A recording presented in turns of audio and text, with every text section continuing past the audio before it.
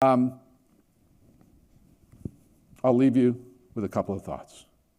Every morning I get up and I take some photo from a stage somewhere and I put some future-oriented thought on it and I blast it out to 100,000 people. And one morning I got up and this was the thought that came to my mind based on a presentation I did a few days before.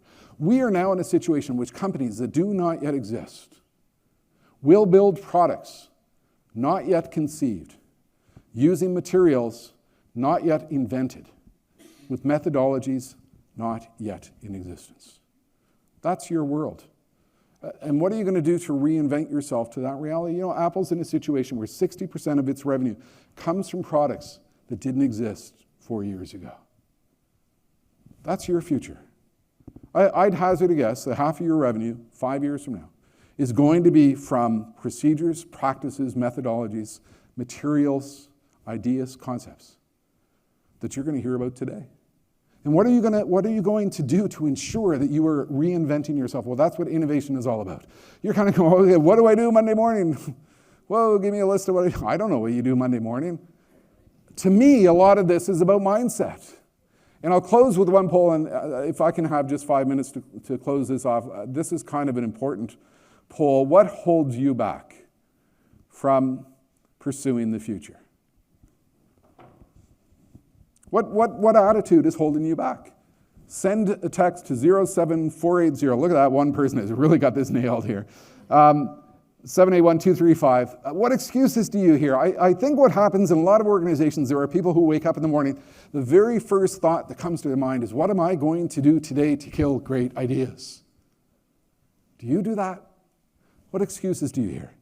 Well, we can't do that because we've always done it this way. It won't work. It's a dumb idea. The boss won't go for it. We don't need to do it right now. Look at that. That's number one. We don't need to do it right now. If you're not going to do it now, when are you going to do it?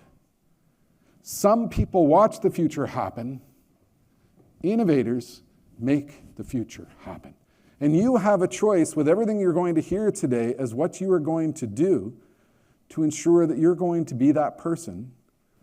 I'm not a motivational speaker like Tony Robbins. I'm not a motivational speaker like Tony Robbins. Get up and walk on fire and it's all going to be good.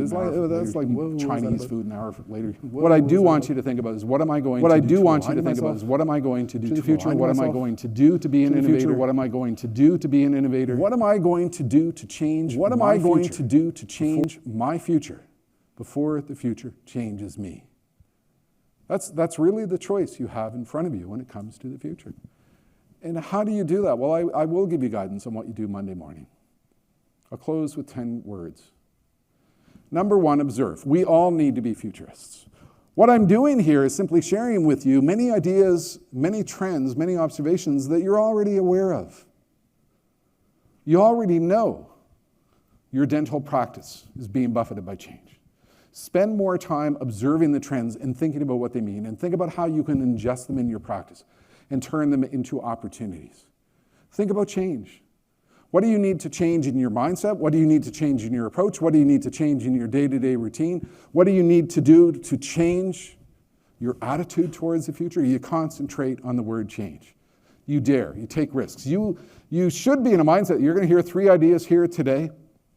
You're going to write down these 3 ideas, and you're going to commit to going back to your practice, to trying to do those things, because you have to take risks. You have to try new ideas. You have to try to do things you haven't done before. You have to banish those innovation killer phrases. From this point in time forward, you can no longer say we can't do that because we've always done it this way, because the way you're doing it right now probably won't exist in the future. You have to banish the organizational sclerosis that holds you back.